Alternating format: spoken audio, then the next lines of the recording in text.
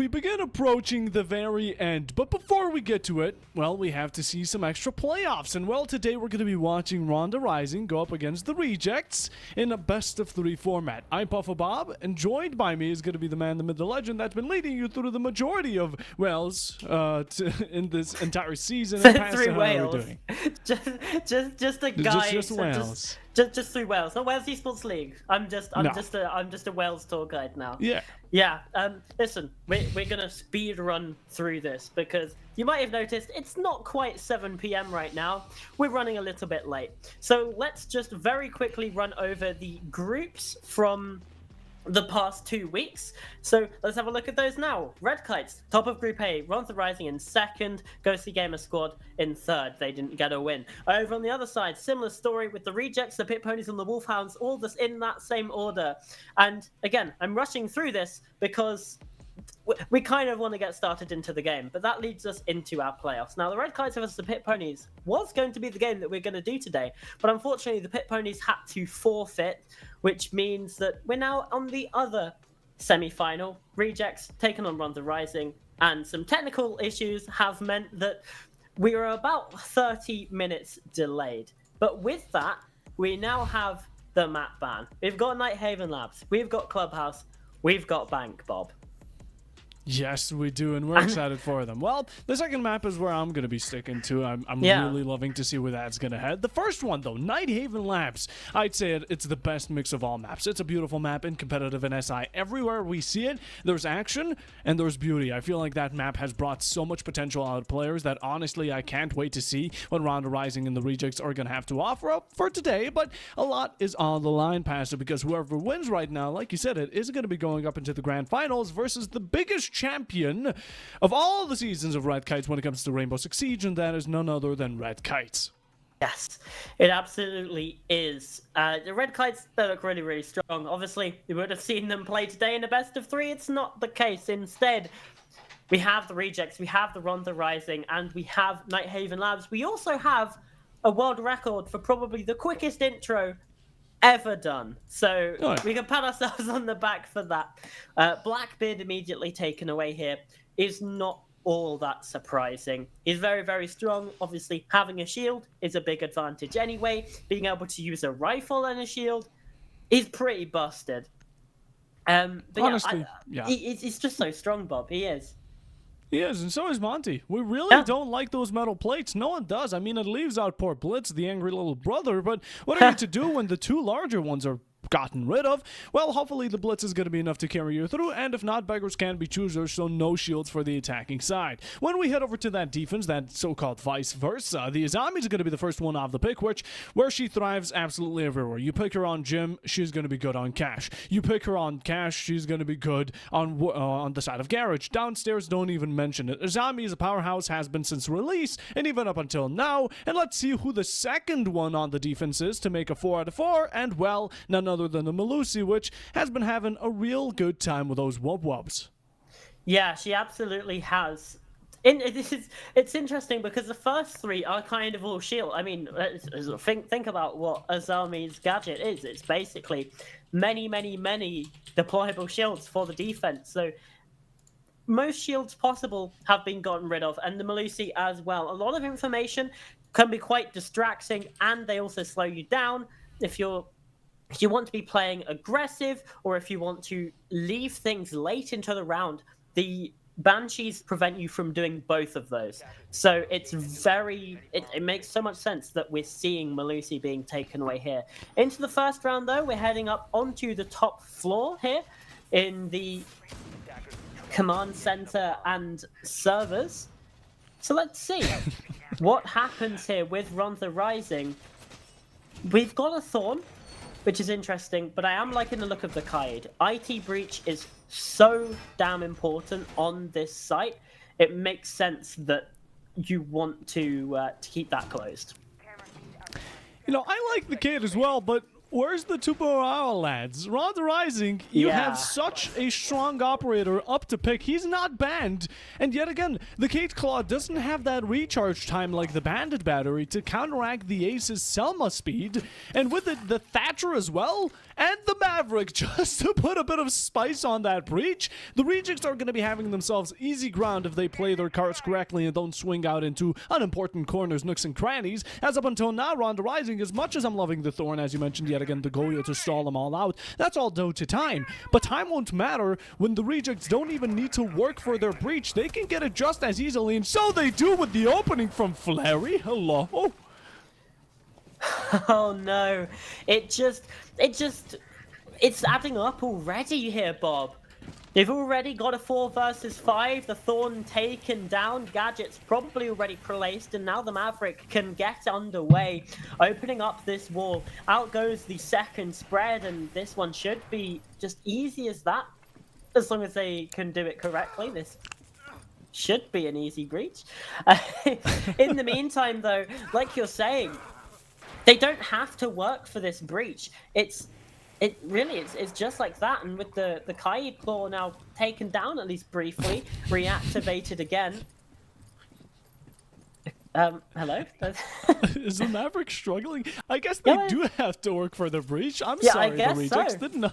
I didn't know it was that difficult, but alright, the Maverick having a bit of trouble. Again, an easy Selma, one does the job, and the Thatcher as well could have been done and dusted with it. Didn't even need nothing special of the sorts. They do get the opening. They get the second one by Flary, who's putting that AK-12 to work, and that's going to be already 2 off the board. Now, the Rejects have gotten themselves a great lead. They're also on ET side, and they push, they down, they take out. A triple for the side of the Ace, and with the Thatcher being down, actually my mistake, down to plant, we're having so much locations revealed, and Yellow finally made his entrance from the side of main breach. Took him a bit, but we get there. And now it's post-plan with the Valkyrie going for a very late flank. Yeah, it's going to be spotted here as well. Does shoot the Claymore, but that gives away the position. A nice shot onto Cryrim, but still 4 more to find, and it's not going to happen. Instead, Flary locks out the round with a 4K and gets the Rejects up on the board early. To be fair, Bob, this is what I expected. They're the first place team in Group A, and they only lost 5 rounds in the entire group stage. Wow. 5 is, a big round count when you go to 1 match alone. But even if they lost all of that, if they doubled up on that loss of the round count, this match, they could still win it within regulation. That's just how crazy it is. Now, we go into round 2, right? We saw some mistakes, and we're going to be seeing some more. We don't see the Tubarão yet. I love the Castle Edition because, yet again, blocking out some doors, some windows to not allow as easy entry. It's cool and all, but those won't stop you from cut off on the main rotations. The main breach needs to be secured. And yes, the Maverick can counteract the Tubarão as well, don't get me wrong. But the fact still stands. I mean, Yellow was struggling to even get the main basis of a Maverick trick out. And again, that takes time, it takes pressure, and with it, the defenders can have themselves a bit of a tally. Throw, chuck some C4s, play around aggression because it's your site. Play it to your advantage. 5 seconds remaining. Play it to advantage. They hopefully will this time. This is Nighthaven Labs, a map that's notoriously difficult to find attacking wins on. And the Rejects have already found their first, just 1 more, and you're kind of set up for the perfect half already. Ronda Rising would need to go flawless just to get that expected result. It's a bit of a slower barrier here with those castle barricades, but like we see, they can just place his breach and charges on them. It's not really going to delay all that much. Yellow again going for the Maverick trick of the breach, hopefully this time with a bit more success. We can only hope as much and cross our fingers. Yellow taking a bit of a slap on the wrist when it comes to the blood damage. Not going to be too much, but yet again, with electricity comes with it. And the Selma's acting up. Hello, Ubisoft. 10 years, essentially. This is where we're at. Flying cars, they said. And the Selmas are now making their approach towards Connector. The Thatcher coming in, have to creepy crawl right under because, again, movement isn't going to be allowed when Ubisoft has a say about it. But some extra push again. The Rejects gain ground so easily. They absolutely do, and they find the opening pick again. This time there's a bit of a response earlier on, but Flurry, second opening kill in this match. And the Rejects looking to go again. There's a kill though from Keats, and Koala Girl finds a second. Things falling apart for the Rejects in this round, and a long-range gunfight isn't one either. Kawaii Girl, the castle with 3 kills in this round, and it's just Cryrim, isolated, alone, on the other side of the map, left to fend up against 4 of these defenders. 4 of them, each one hungrier than the other. The UMP-45 may not be a strong gun, but when you put it into the hands of Kawaii Girl, oh, it's gonna be a powerhouse, let me tell you. Those shots from Ronda there were fantastic. I still can't compliment the fact that they're not using a Tubarao, and at the same time, their ground coverage is quite not decent. Again, non-complimentary, but, you know, they're confident in the gunfights. They can take 1v1s, and they can isolate players. We saw Flurry, he got the opening, boom, a refrag like it. They confused the blitz, good read from the Legion, and then it just kept on chaining down. All of a sudden, this Ash is in 1v4 with 40 seconds on the clock, a lot of 4s, but 4 of your players are gone, and you're left stranded only for Kawaii to finish it off just like that. The coup de grace there, and we have the second round getting an exchange and an early equalization. Both of these first 2 rounds has involved one of the sides getting a 4K. It was Flurry in round 1, and it was Kawaii Girl in round 2. Just used the positioning really, really nicely. And Ronda Rising, they did play a better round. They didn't take the unnecessary gunfights, and even when they did take a fight, they were more informed. They had the information. They were playing smarter. They were playing more together. And really, that helped them win out that round. As for the Rejects, sometimes things don't go your way. And again, this is the attack on Nighthaven, lads. You can't really be expected to win every time up on the top floor. So, you know, it's fine. But back down to the basement now. This is another site that's very difficult to attack onto. You have those main breaches, which can be easily tricked again. There's no bandit available, which is going to limit those possibilities. CJ Monkey Boy is either just going to have to commit both of these claws straight away and not be able to trick, or is just going to have to commit to just one wall, let the other one get opened. And it seems like both of these claws are getting put down straight away. I'm going to put the focus and attention on elsewhere. The attack, though, they do have opportunities to really open up the vertical. However, they're not going for that with any sort of ram. Instead, going for a fuse, going for the Deimos, a lot more information, a lot more about adding that destruction on the site itself. I'm looking to this maybe being not as one-directional as is sought out to be. Maybe the Age, the Thatcher get themselves a quick early breach onto main itself, while the Deimos, the Fuse, and whoever has those can openers, which are essentially those two, get themselves a nice clear upstairs, which actually the entire team is going to be working on it. Again, it is quite a large map. Any map that needs a full site, full map clearage, you need a lot of time to do. Be it a Jackal, be it a Deimos, you want to get rid of those roamers clearly, and well, with the Scopos on deck, it's going to be quite a long process, especially if you don't take her out with the first chance that you get. Hatcher's not going to be reinforced. Quick early aggression. Now we have the Death Mark coming about. We also have some attempted floor bangs, but that's not going to be getting you anywhere just yet. I'm hoping to hear those pops from the Fuse clusters just any second, although you did take huge amounts of ground. This is where the Rejects thrive yet again. They have so much to work off of, and again, unsurprisingly, they get themselves the opening. This time it's not going to be Flurry, though. It will be Sirim. Only a 50% success rate with the opening picks here. Oh, CJ, you need to be careful there, my son. Nearly caught out by those cluster charges, just down to about 1 HP. Now the EMPs come in. Possessive still waiting for that claw to be dealt with. And any second now. Any second now. How? Oh, it's very, very hidden there. Not going to get caught by the cluster charges. EMP does clear it, though. And now the ace onto the wall. They will be able to get this open, but Yellow's been found with a C4.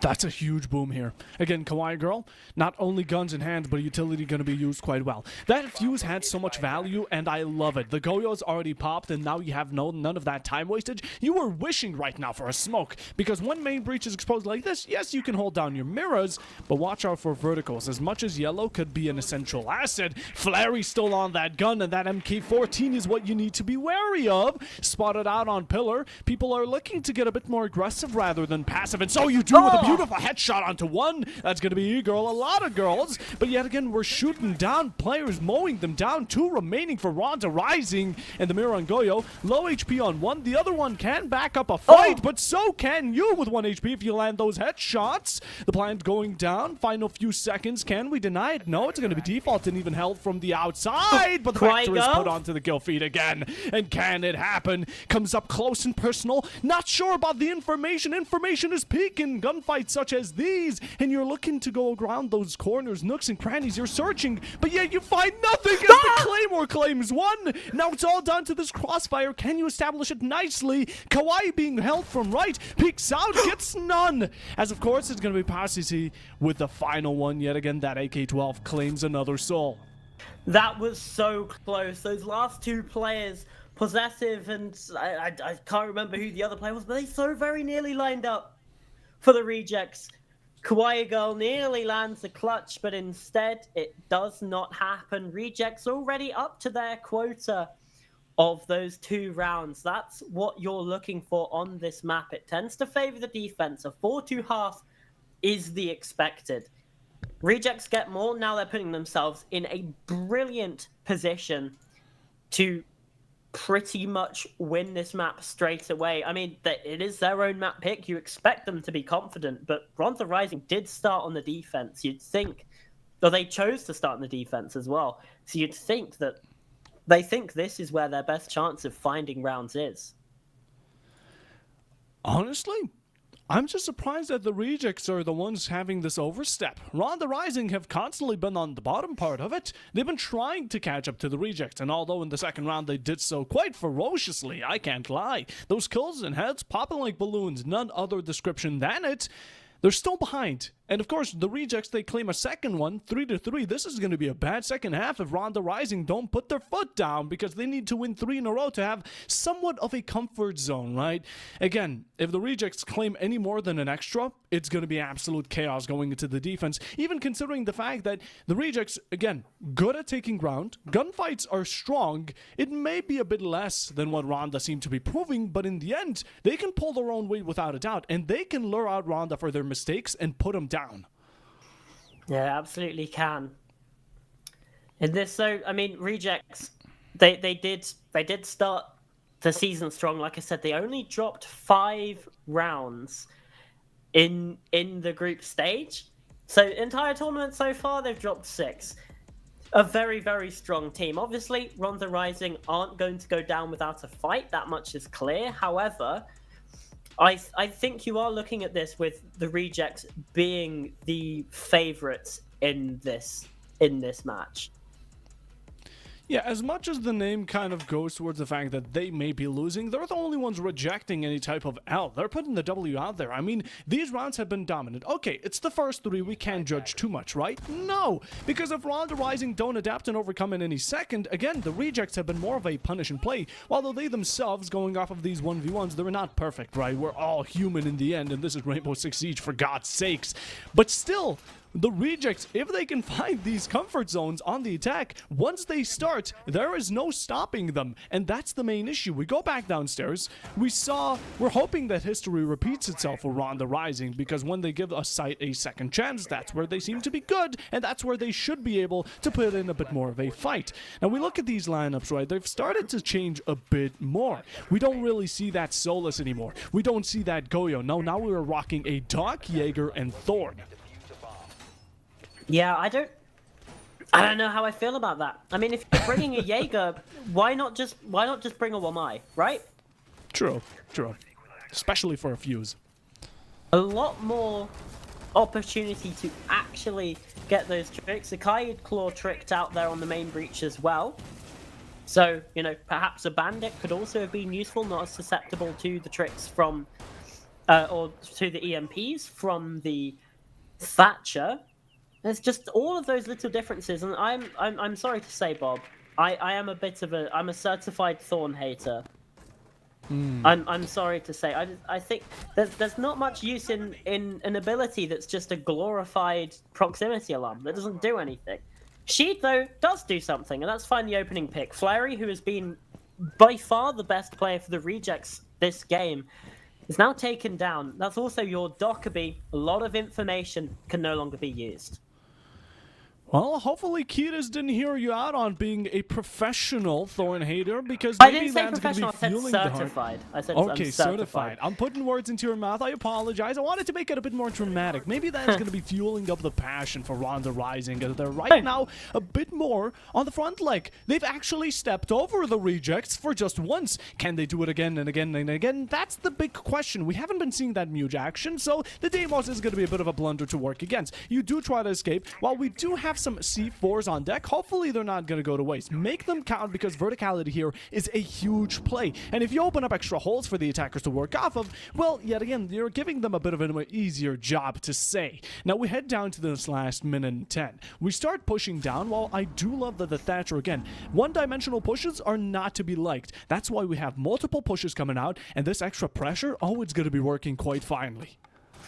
We saw in the previous round as well, just to echo your point there, Bob, that Yellow, the Deimos, was taken down by a C4.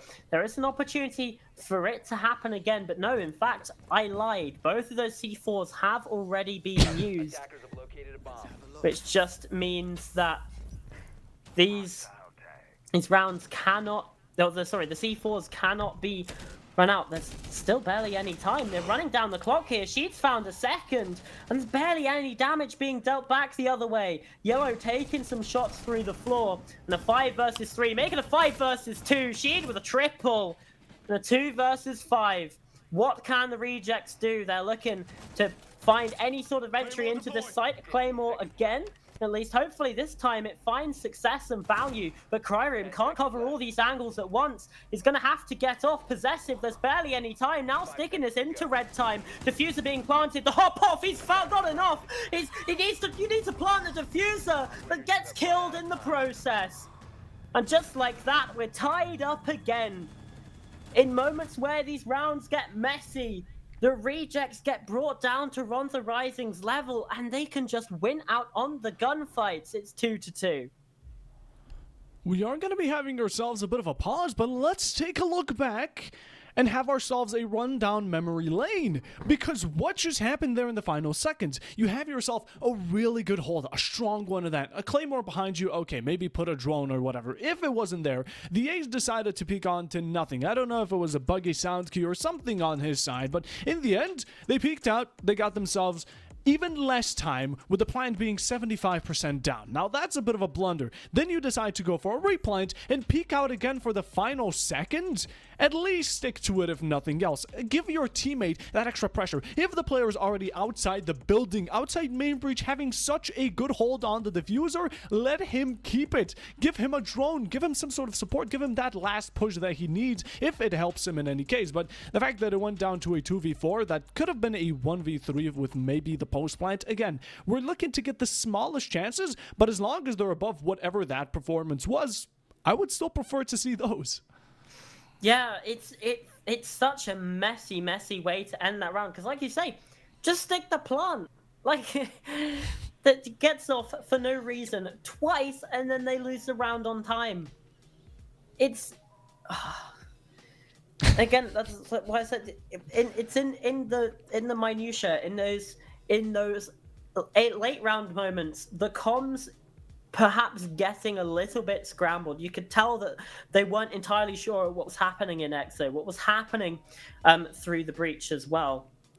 It just felt a little bit disjointed, and I mean, we saw the result from that, right? They lost the round due to time, and that isn't really like the Rejects that we've been seeing this entire tournament. Ronda Rising, it feels like, are at least getting their number slightly, or causing that panic and that stress to set in. Yeah. In the end, technically, yes, they did lose it out in that very last one, and many things could have been avoided, and that's what I don't like seeing from the rejects. Again, the first round, when they go upstairs, absolute dominance. They do everything perfectly, they take these team fights, and they take them accordingly. Because even into this third round where we saw them play downstairs, they went for a gunfight, they made sure whoever was watching that player to try and get the refrag was confused. They peek out on an angle, and there's your teammate watching your back. You know, they have each other's six.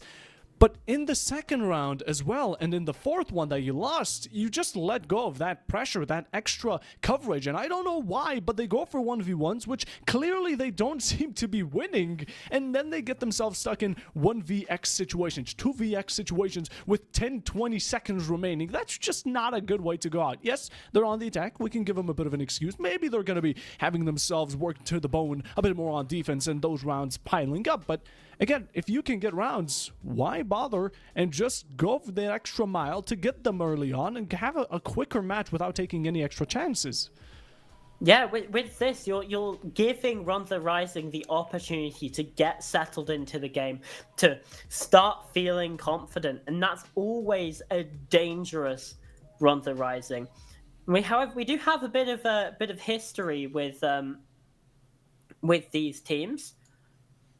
Last season, the Rejects versus Run the Rising in the semi-finals, and it was a 2-0 win to the Rejects. Interestingly enough, though, the only player still on that Rejects team from between seasons is Flary. Everyone else is different. They've seen a bit of a rebuild, over there. But even still, there's history here, and the history is that Run the Rising have sort of been second fiddle, at least in the more recent seasons. So can they sort of upset that flow? I mean, I certainly was expecting going into this, it's going to be a Rejects Red Kites grand final like we saw last season. But no, Run the Rising could make sure that that's not the case. Yeah, again, that's a really good key point. You're going to be playing, whoever wins right now, you're going to be playing against Red Kites. I don't really want to be the one to go against you or make it seem like I'm biased, but I'm not sugarcoating it. Red Kites have been the winner of multiple seasons in a row for a reason. They are extremely strong, so you want to make sure this is a huge learning curve for yourself. While though both of these teams are kind of going toe-to-toe, again, it's Nighthaven, and with it, Nighthaven, we talk about Speak of the Devil, and we're back to apologize for that pause, but the players should be back and ready. And Pasta, are we as well? I'm so ready. This is the thing, the mistakes that Rejects are making, even in the rounds that they've won, where there have been a couple, I feel like the Red Kites won't let you get away with that, like we've seen Run the Rising do in this match. And they're only little mistakes, but they could have potentially massive consequences. So in this one, we're looking for something clean. We're looking for something steady. We're back up on the top floor. Run the Rising have lost this in round 1, and they won back in round 2. Still not going for a Tuberal, by the way. Instead, just with the Coyote, the Castle, the Dock, the Valkyrie, the Legion, the same lineup that saw them get success back in round number 2. Camera in position. I mean, to give credit where it's due, they've been keeping up for 2 rounds without a Tuberal, so if they can do an extra 2 and double up on it, who's there to stop us, you know? Who's there to stop them, actually? If you're going without a Tuberal, maybe it's not a comfort pick, maybe you don't like the operator or don't seem him to be worthy, which honestly would be a bit of a lie, but we're here to see it, right? It's a bit of nuance, a bit of extra fresh air, so honestly not going to be against it. Again, I love Flary going for the same trick every single time. That's on top right and then trying to get a pre-fire through the rotation. Hopefully this time it will not be forcing you to lay down on the floor and crawl through it, as in the meanwhile, Yellow, are we looking good? You know, as much as I'd like to say that for Run the Rising as of current, which are not looking good. You just lost out on the dock, which I'm telling you, late rounds, those Tims are going to be wished for. Oh, they absolutely are. Just the push up the aqua stairs there from Possessive. Now finds himself in a little bit of hot water, but has found another kill onto Sheed as well. It's now a 3 versus 5 for Run the Rising. Everything falling apart. This is looking more like a round 1 performance if it were me. And the lack of a Thermite again not being punished. Instead, they can just get away with those Selma breaches, and I'm hoping that Yellow has been able to open up that IT breach by now, has found themselves a kill onto Kwaigar, the hero of round number 2, which makes things a 4 versus 2. Now a 1 versus 3 kills back each way. Keats only good for 1 before Yellow finds another 3 in the round for them, and the Rejects take the lead once more. Flurry is such a troll. They just kept on peeking the TCSG time after time again. I love watching the perspective from the Cade, who just put those extra buckshots in, another one, until the ace finally realized he was dug 6 foot under. A good round from the Rejects yet again. They take round, they take breach. Maverick didn't have as much issues, and that's what we love to see. In the end, they got so much coverage, and Ronda Rising were shelled up in sight. No congestion, absolutely nothing to work off of. 0 presence. And those head holds that they made, well, that's where their heads were served on a platter. And in the end, they lost out a round. Now it's going to be 3-3, the best situation they can pull out with. And if they don't win this round on Kitchen's side, which is going to be an interesting one as well, seeing as, again, they have been 100% guaranteed on the win round percentage when they go for a second time. So hopefully this switch won't be affecting that. But in the end, Ronda Rising, if you go up against a 4-2 and then you switch over to the attack, only God can help you in that position. Yeah, there are a few issues with this Kitchen site, mainly being just how much pressure 5 seconds left. the attackers can get from above, but also horizontally. Attackers must Many different avenues to go through. This hatch as well outside means that someone has to run out to get it. You are pretty much safe the whole entire way, but it does require a quick operator, like we see that Oryx being used there by Sheed. So it does put something into the attacker's position. Oh my god, he's found 2! What is that? Hello? Don't let him get a 3rd. Yellow, please, don't peek the same wall. Have you not learned your lesson? That when playing against the goated player, you are not going to be so easily winning. He dashes through the snow, but it's not going to be the snow. It's going to be this blood he's stepping on because he found 2. And Pasta, it's the Dokkaebi and the Blitz. How unlucky can the Rejects really get? Yeah, those are definitely not the 2 operators you want to fall. I'm not even sure how the Blitz ended up dying in that either. You've got a shield in front of your face, and yet,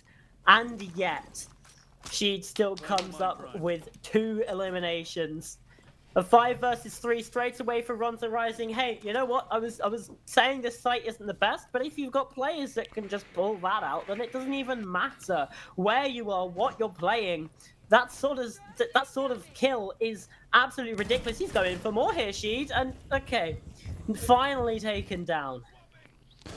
Well, it only took a minute and a half and your Blitz and Dokkaebi, but in the end we managed to get the refrag. Good job, the Rejects. A bit of an unlucky shot against you, but in the end, you're going to have to bite the bullet and go up against this 120 on the clock. Playing down with it, one more adrenaline surge would be lovely to use it, but going to save it for the final fight. Wise choice, as Ronda Rising are wishing to have themselves a dock. Not picking it this time around. Igor and Keita is going to be both very low on HP. You just start pushing towards lobby hallway. Again, trying to put that extra pressure on. The Fenrir's are going to be slowing you down, and Yellow. If it wasn't bad enough, we have a disconnect from the Rejects putting them down, but Shoji, we talk about that word. He puts down one more, equalizes it out. Not necessarily. Need an extra 1-up, and 1 piece is what we're looking for, but with 40 seconds isn't going to be happening. The Thatcher is going to be a bit more on that support wall. Looking for the swing of things, but only MPs on deck, and Hope isn't going to be carrying you longer. Shoji with their first kill in this game, and Kryrim's found another. Hold on a minute. Now we're in that tied up position.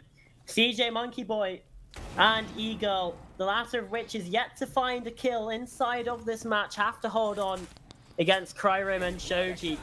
This hard breach charge is being utilized to open up more lines of sight, open up more entryways, and there's Kryrim. He's still going, still pushing the C4, but Kryrim shuts them all down. What? We even had the big nuke of KD's come out. The C4 itself made its entry, but in the end, Kryrim does not care for a single bit. He goes in, he puts that LMG. Who calls an AK-12 on the fuse? Who needs a shield when you are the master of bullets and you're putting them right into your enemy? Who's there to stop him? Even after a disconnect, a double kill from a random wallbang. The rejects still get out with a victory. What is happening? I mean, with the disconnect and those two players just getting shut down immediately, that's basically like a 2v5 that they've just won. Oh no. Oh, and it's a 4-2 half. Just like that on the attack, they find 4 rounds. It's also impossible, apparently, to get through 3 rounds in a row here in this game because we've had another disconnect. It's unfortunate. That is 3 tech pauses in 6 rounds. Oh, tears of joy. Oh, how do we witness all of that? The most chaotic game of Siege ever. That is... Wow, I can't even... There's no analysis in that round either. What do we talk about? Everything has been mentioned, and while we're still waiting for this pause, while you're still seeing my beautiful face and the even more beautiful pasta face on my right, or on your right, I don't know which one it is. It's a bit hard to tell when cameras are swapped around, but in the end, still, this was an absolute blast, and the 4-2 here for the rejects, that is golden. Yeah, it's good news. It's good news for them because again, we've been saying it that Night Haven Labs is a defender side map, like just based on the precedent. Not even looking at the map in terms of, you know, theoretically what should it be? You know, these lineups and these angles, because let's face it, Siege is an FPS. You get shot, you die. As a famous quote there, not necessarily about Siege, but it applies here. You get shot, you die. And I mean, as we saw in that last round, the rejects be shooting. They've been shooting. Now they head on to the defense where they can sit back. They don't have to be the ones to have pressure on them to be aggressive, to find those kills. They can let Rontha Rising attack into them. They can sit there with like shotguns and stuff. It's a match made in heaven. Yeah, let's call it that. I'm just hoping that Ronda Rising have the same miracle pullout that right now we saw from the rejects, because if they don't, I mean... Wild stuff. Wild, that is the best way of describing it. Again, right now going over to the defense, I'm hoping to see a bit more Tubera. I believe right before we went into the match, one of the players did end up picking the operator, but I don't know if that was a tease, maybe a bit of a jocus, a jest you could call it, on the fact that it was not played by Ronda Rising. We're gonna have to see them. As of current, though, the players should be back, so just a tiny bit more and we should be right back into the match. But before that, again, Pasta, I'm kind of hoping that is you, but I'm hoping for more chaos like it. Yeah, this has been a very fun game to watch in the short bursts that we have been able to watch it. But now we're back in. It's the second half of Map 1, Night Haven Labs. Here we go. We see a Tuberao. Thank you, Shoji. Thank you. Although I was a little bit critical of the rejects for not bringing along a Thermite in any of their attacking rounds, who was like just the strongest breacher in the game, they're bringing along the Tuberao. And interestingly enough, we now see a Thermite coming along from the either side. So maybe both of these teams, they've remembered to not be silly. They've remembered to pick good operators. You see a Brava and a Gridlock coming in as well. I do like those choices. Just for, I mean, Brava, there's so much utility that you can steal away. The Dread Mines from the Fenrir especially can be such a pain for the attack if it's in their control, and the bulletproof cameras as well. As for the Gridlock, very useful. You can deny sound using...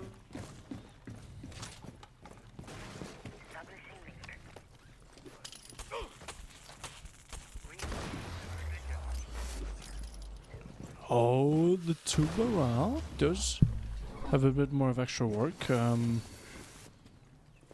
Yeah, there is some freeze action and some stop in the meanwhile. Flary does get one extra, and well, with it, this is an interesting start. Okay, well, we have the Thatcher gone, right? I mean, it's going to be really troubling to get off with an extra breach with it. Hopefully the Bravo is going to be that silver bullet right now for the Rejects, because if she won't, well, honestly, who else will? You lost out on the opening player, which the Rejects have been quite consistent with getting. They're going in not only aggressive, but at the same time, they're not peeking right now. They know when to be aggressive and when not to be. Yellow somehow wins out another gunfight because there is no stopping on this player. Flashes come out, you retreat. There's no Warden on the line as of current, and Raptors could be easy for Ronda's taking. But as of current, the Reject's still on top. That they are, and now heading into the last 80 seconds or so of this round. They don't need to worry about the bulletproof cameras already being taken away from them, from the defense by that Brava. Those clutch drones moving in, but the Dreadmine still takes away the vision, disrupting things. Yellow swinging out now a second as Kawaii Girl down, not by that player though. E-Girl answers back. The start of what could be a response here, but Yellow just decimates them right in front of our very eyes. E-Girl left alone. 1v4, made a 1 versus 3, but nothing past that. Flary locks things down with the Bailiff, and that's what you want to see from a first attempt defense up on the top floor. That is definitely what we want to see. That's what we should have expected from Ronda Rising, but in the end, you know, it is what it is. Time has passed by, and only time can tell how this is going to continue down the line. A 5-2. Let's take a look back again, as we always do, as per usual, as rule of the thumb. Now, the Rejects, again, they were swinging out aggressively at times when Ronda Rising didn't expect him. Even a very nasty shot from the Raptors rotation onto the gridlock that was being just a bit too sinful for Holiness to be brought down, and Judgment, oh, it was delivered. That 5-3 is where I think the grave was already dug. The fact that you get one breach is alright, but the fact that you're not pushing off of it, you're going through, peeking into IT, trying to take Raptors, and that's about it. Where's the other pressure? Why were the Rejects going for electrical and everything on the side, while you only go for this one objective, which is going to be that warehouse side? Now, again, one-dimensional pushes, not the best. And again, if you can't back them up, because we clearly saw the Rejects, they were confident. They were peeking left, right, swinging, and making sure that the second you step foot into their building, you're going to be sent home flying, packing, you could call it. And now we're just hoping for Ronda Rising to have some sort of backup, because if they don't, well, Pasta, we're going to be up against match point if this round goes to the defense. Possessive wants that to happen. Is just, you know, taking a run outside the map, as one does. Very standard thing to see happen. Though in all seriousness, you can tell that the Rejects are feeling this. Those breaks in play have not halted their momentum at all, and they're still fired up. I mean, you could see it with Possessive jumping outside of the map. Everyone apart from Shoji is on at least 5 kills in this game as well, so they're all on maximum power pretty much, and it's just working out so well for them.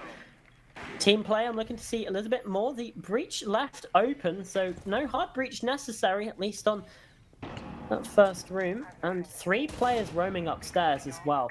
Rejects want Ronda Rising to try and clear them out on the map, and that's exactly what's happened. She tries to go in for that kill, downs Yellow, but gets killed in the process. Wait, what's happening? Why are 4 of Ronda Rising players yet again trying to go through main breach alone while you set out 1 player for verticality? At least 2 if nothing else. You downed out on Yellow, and now he's back up on his feet ready to fight you again?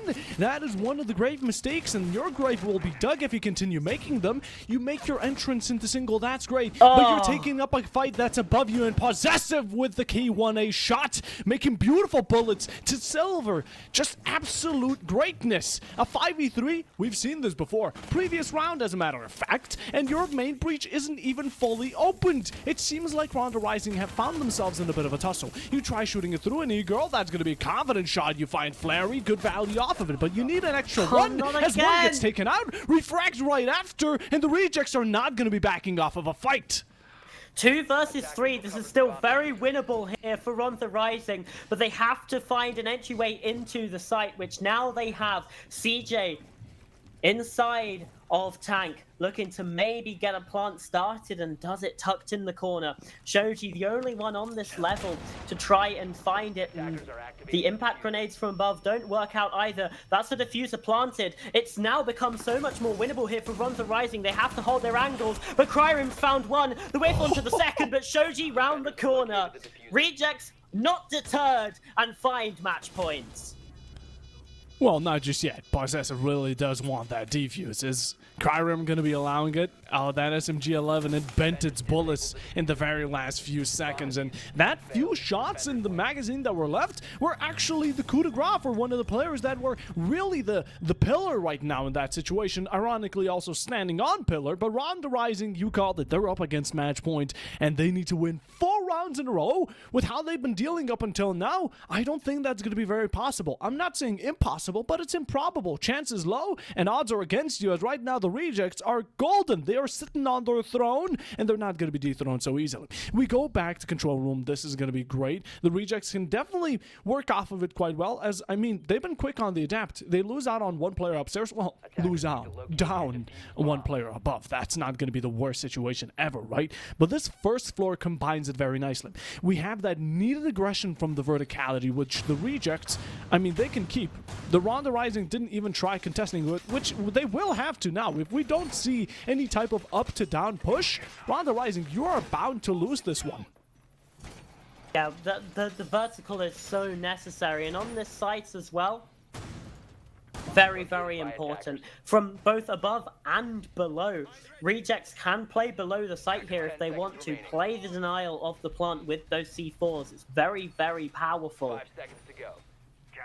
However, I mean, they might not choose to do that. And one operator that I've mentioned a couple of times I really want to see here, Bob, is the Ram. I think in terms of getting those verticals open, especially as you're bringing along a Sledge, I feel like Ram just does that job way better than Sledge does. Don't worry, this is not a thing that you just feel. It's a fact. The Ram allows you to cover everything, and that drone goes on its merry way while you can shoot down your foes in your path. That's the greatness of Ram, and I'm honestly confused as well. Why the Sledge? Why risk going up against possible C-Force from below? It's a similar situation with the Fuse, but the Fuse at least makes those pucks go left, right, and deny all sorts of utilities, such as the Goyos seen earlier. Wallbangs attempted. The Warden, just walks past them. How does that happen? Sheed just barely scraping through without a kill as Possessive gets back inside. Again, that C4, keep it while you can, and as much as Ronda Rising are making, or at least attempting to make an entrance, the Rejects are rejecting them of it. I don't know how Possessive is alive right now. Twitch drone there denied by Cryrim as well. Utility and kills being denied here by the Rejects. Now Cryrim opens the hatch, wants Ronda Rising to think that that's the point of escape, but just watching on the stairs, waiting for someone to push in. Doesn't look like that's going to happen, though. As finally Ronda Rising look to posture themselves for that upstairs clear. This should have happened at least 30 seconds ago. They have got the breach open. They're gathering the information on the players. You can see the yellow pings come out onto Shoji.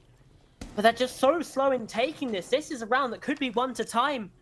And Yellow's right round this corner with his shotgun in hand. Somehow doesn't find the kill onto Kawaii Girl. How are they alive and finding the kill? Shoji is now left on an island, isolated upstairs. A 4 versus 5. They don't know what to do, don't know where to look. The C4 finding the thermite that should have been dead ages ago, living on borrowed time. Now Shoji gets curious, and that's the downfall. That's the folly. It's now a 4 versus 2. Flary answering back, but still a disadvantage here for the Rejects. The Rejects don't let him do him like mind. that. Possessive gets one, it's traded out because of the gas. It's smoked out and all left down to 25 seconds. One still babe left, ready to deny that plant. You hear the SMGs, you shoot at the hand that feeds you, but in the end, it's trying to take at you. It's trying to no-pull punches. The pings are out. The AK-12 only 8 bullets in the chamber, and you're gonna have to make them count. The ping is there. Flary, make it count. You go for the wall bank, and you just missed the headshot. How How do you allow it to happen? A second burst that connects for 1 bullet, gonna be lowering the HP for a second, goes out for another, and that's gonna be finishing the job. That is a round that is purely just... How do we explain that? What just happened? What? That's one of the most chaotic and baffling final rounds of a map that I have seen. But in the end, it's a 7-2 victory for the Rejects. That didn't feel like a 7-2 game, Bob. That felt a lot closer than that final scoreline ended up being. But the first map goes the way of the Rejects. I mean, you just look stunned right now. I have to admit, you just look stunned, and I understand why. It's it's such a bizarre one. It comes down to that 1 versus 1. I mean, what a moment for Flary to win it out as well. Just this is all I have to say. This was Bob, and I agree. The 1,000-yard stare. The 1,000-yard stare. How does it... We can't even explain that. It's just something that's stuck in your mind. It's like that infinite puzzle piece that you can't find to solve. And in the end, while we do have ourselves the score, we're going to have that void sentry always left behind us just thinking, how did we get to it? I mean, we had people wallbanging. We had people coming through with disconnects and still winning the round in 2v5s essentially. And this was probably one of the funnest matches, but at the same time, it was so unexplainable that it might as well be written in Rainbow Six Siege history. But it is a best of 3 pasta. That's the interesting part. So we possibly are going to be seeing more shenanigans such as these right over on... Yeah, it's right behind me. It's going to be Clubhouse. I predicted it. But He's right behind me, isn't he? He's right behind... Guys, he's right behind me, isn't he? Still, best of 3. Ronda Rising, all down to the wire. You either go on to the decider and possibly go up against Red Kites if you win 2 maps in a row, which is going to be quite a difficult task, seeing as how it went right now. But if they manage to have some sort of ace up their card reveal, be it a trump card, whatever you want to call it, Clubhouse should be yours to claim. But up until then, Pasta, I believe we're going to be going for just a short, tiny break. And up until then, we'll be right back.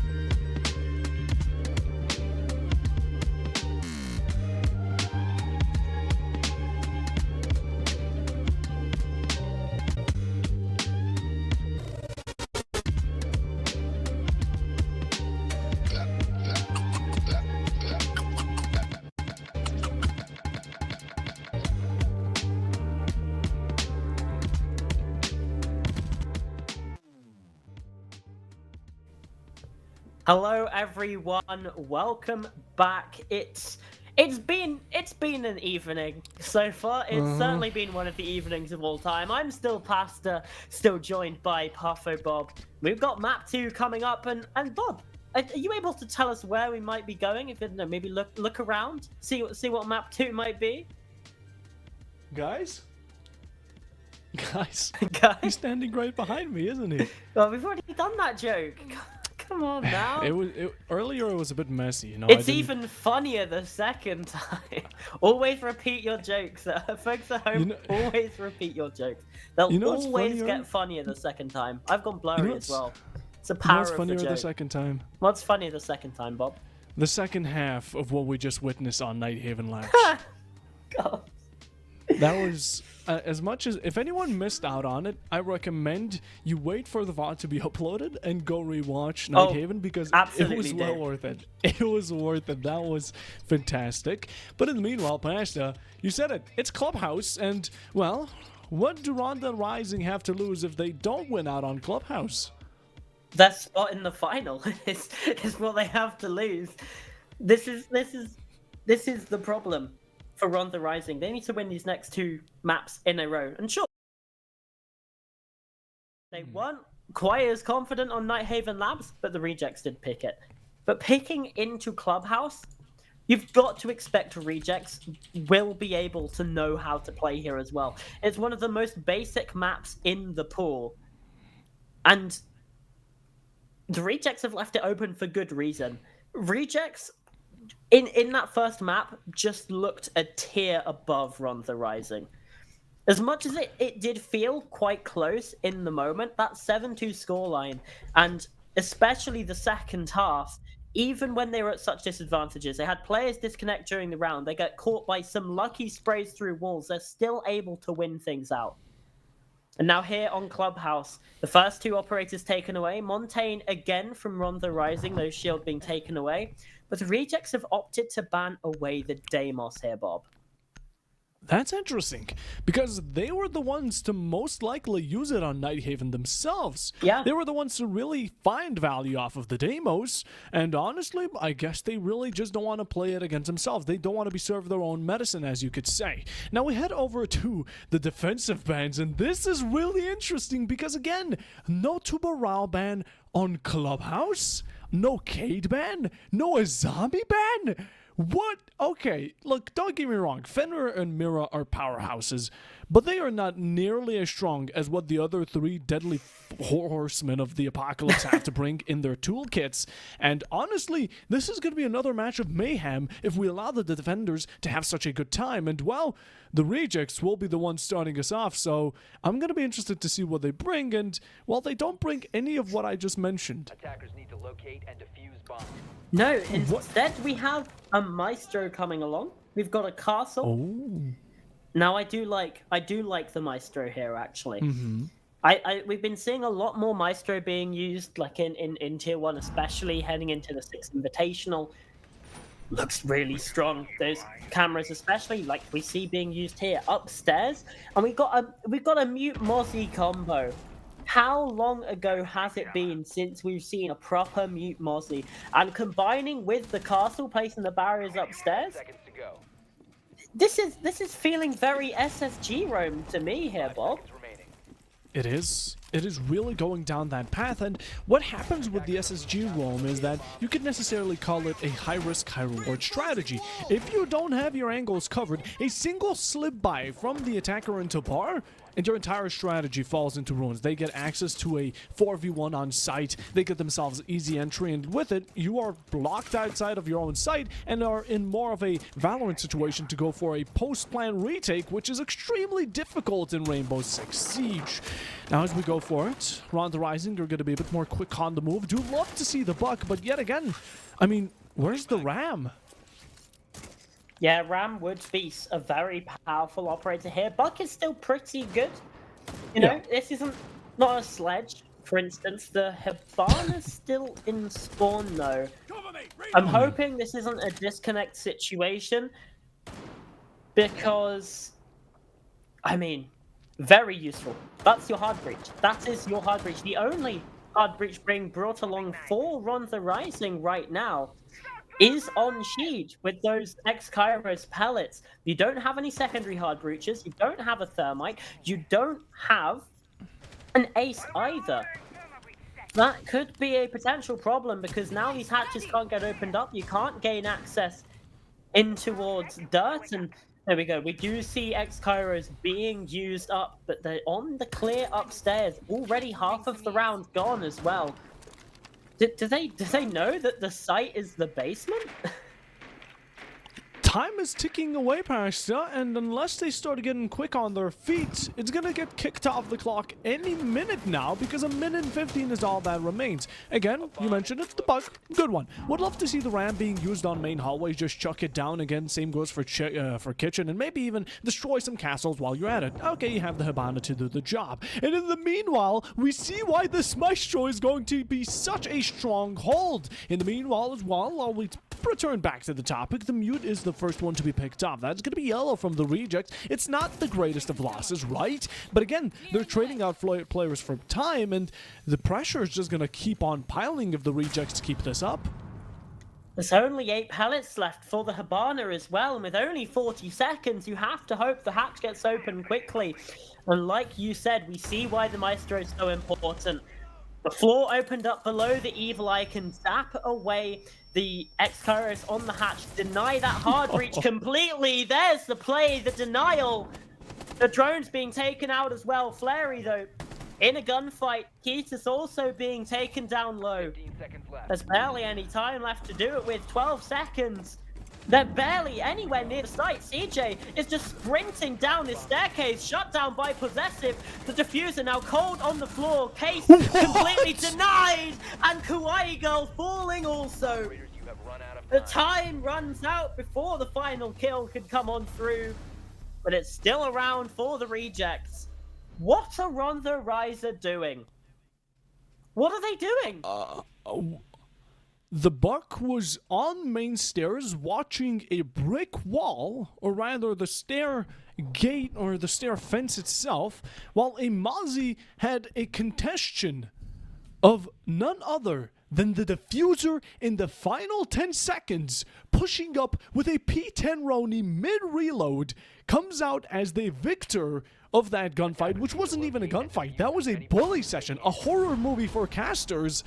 And that's the first round the rejects claim? I'm sorry, but that went south. I loved how the rejects kept their time. And Ron the Rising, they were really fast on it. They took their time. I like that teams don't really want to be rough around the corner, but you have to speed it up if you want to have any progression, especially on the SSG roam. Yes, you find the opening onto yellow, but all of a sudden you have a minute left. Are you kidding me? We need hatches open. We need to get rid of nitros. We need to drone things out, pre-play drones, whatever you can work with. Ronda didn't. And that's what faltered them. That's going to be the first round. The opening, the rejects are on the defensive, which is a key point that you mentioned earlier, Pasta. This is a map that everyone should know how to attack and defend, but in the end, it's a bit more cozy on the defensive. People come to you, and you can be as aggressive as you want, and most of the time, the attackers don't expect it, but as for now, I mean, the rejects reaping off of their own benefits. Indeed they are, and this is why it pays to have such a strong map pool. For the rejects, yeah, sure, maybe some maps that they like get banned out, but they still are able to pick Nighthaven Labs, which isn't a map that every team knows how to play, and definitely not a map that every team knows how to play well. I think we saw that in that in the first match of the series, right? Ron the Rising just didn't really have all of their ducks in a row on that map. But here on Clubhouse, which is Ron the Rising's map pick, this is the new Oregon. Everyone knows how to play this map. So when you pick it, you have to hope that you have better fundamentals. That's not what we saw in map 1. You have to hope that you have better gun skill. That's also not what we saw in map 1. And there goes the bandit charge, just tricking away this breach. And there goes another Selma. EMPs don't do anything against this bandit. But now comes a jump on him from Sheed. He's just in the sight and quickly taken down by Flary. Sure, the aggression is nice, trying to distract from the play, but when you have no cover or support, it just looks really, really silly.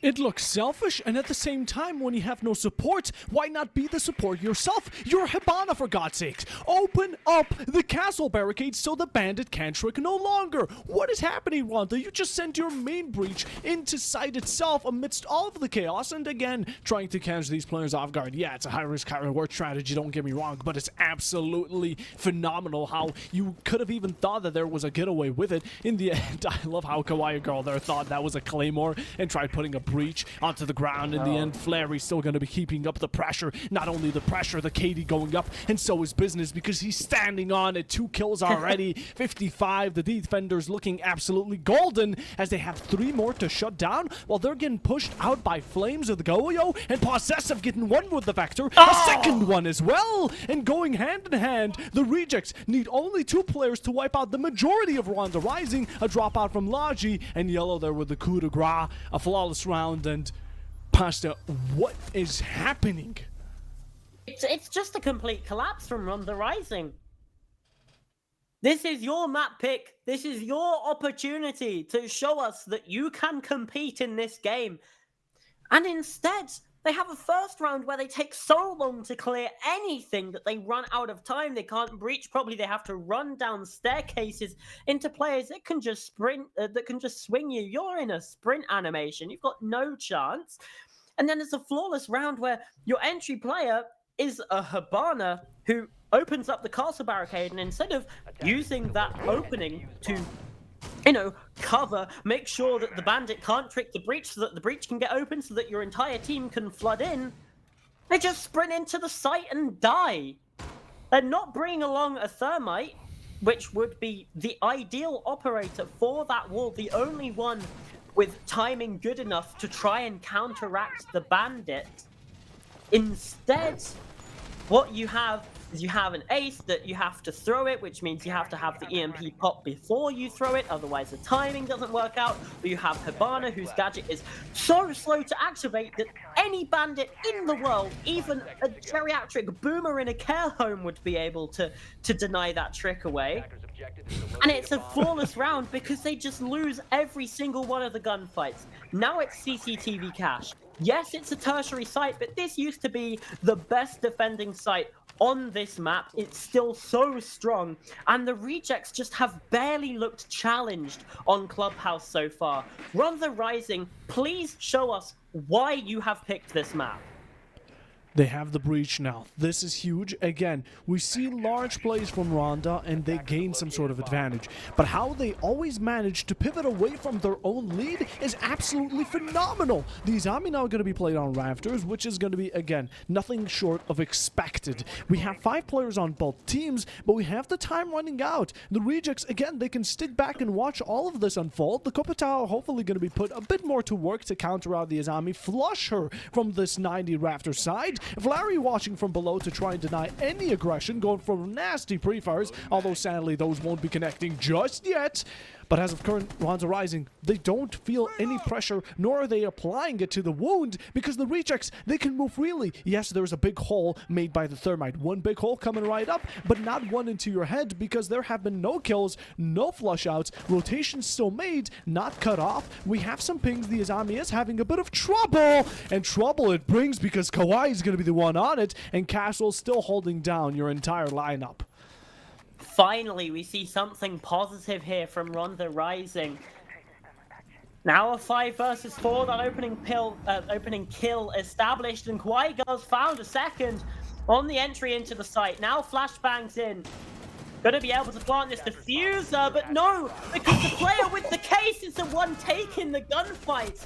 It might not end up mattering. Now a 2 versus 4, some shots through the wall. The TCSG, it hits like a truck, but there's the player up the red stairs. There's 1-2 for Sheed, and Rwanda Rising, finally, with a spark of life in this game. Well, at least the fire wasn't completely extinguished by the Rejects earlier. Quite surprising how the Rejects as well managed to get a bit of a ball drop, but the Cade Claw easily taken out by the Twitch. Good adaptation.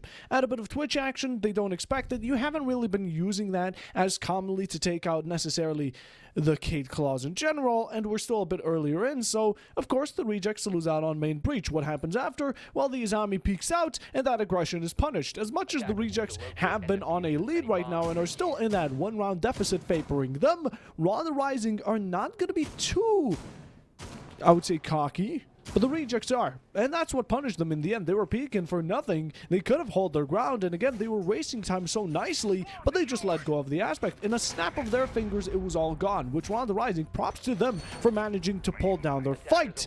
And with it, we go into round 4. We're slowly ending and going towards the beginning of the end of the first round, right? And now we are back to this SSG Rome-ish style with the Maestro as well. And Round the Rising earlier, you had kills, and it went from 0 to 100, and then from 100 to 0. Can we keep it up just a bit more till the very end? Well, we're about to find out.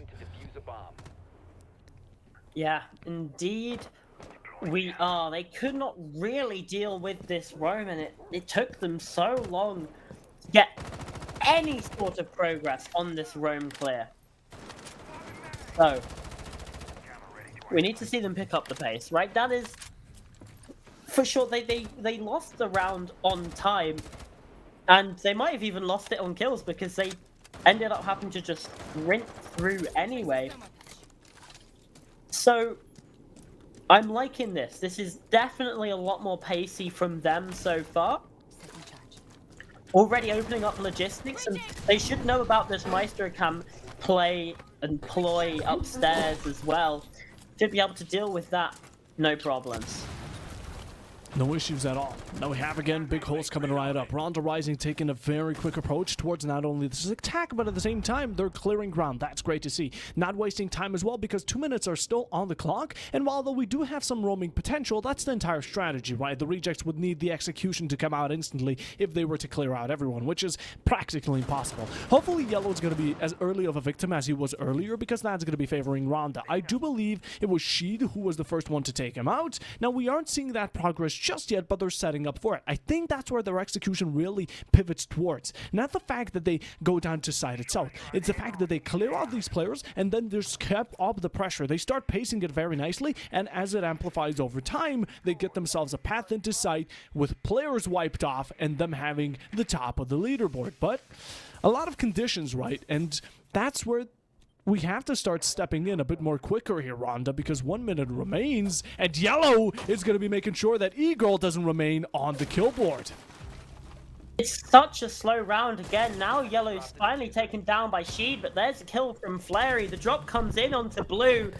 Not expecting the second player inside of Dirt Tunnel, though. Kawaii Girl, another diffuser just dropped behind them. The flashbangs go in. That you've left the diffuser behind. You don't have the case. They're going to have to try and go back out to get it. Even more time being wasted.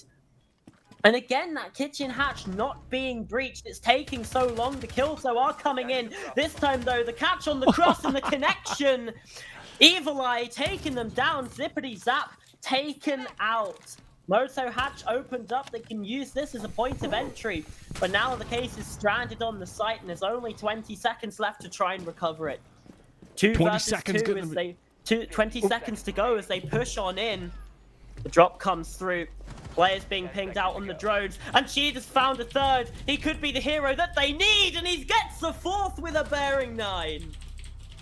Holy! Wow! I mean, in the end, the fact that they still get out with a victory out of that is fantastic. I mean, the diffuser was outside while they were in. That is logically impossible to win out, but, you know, they did it. A bit of zampty zap, as you called it. A bit of Maestro camera action, and all of a sudden, you have a 2v2. In the end, the rejects cannot keep up the pace, and we're starting to slowly have a bit of a repeat here, Pasta, because the rejects on defense are having a bit of trouble. Now, 3-3 here, I think that would be excusable, because, again, this is the Oregon now. This is the new place, Oregon, but it's not boring. We love Clubhouse, and with it, we're heading to round number 5. 2 more remain. The first one to claim out this one has gotten themselves a bit of a safety check, a bit of a ticket going on towards the certified draw, but the other one is going to have to again be on that shadowing part where they have to keep up in order to not be on the losing half.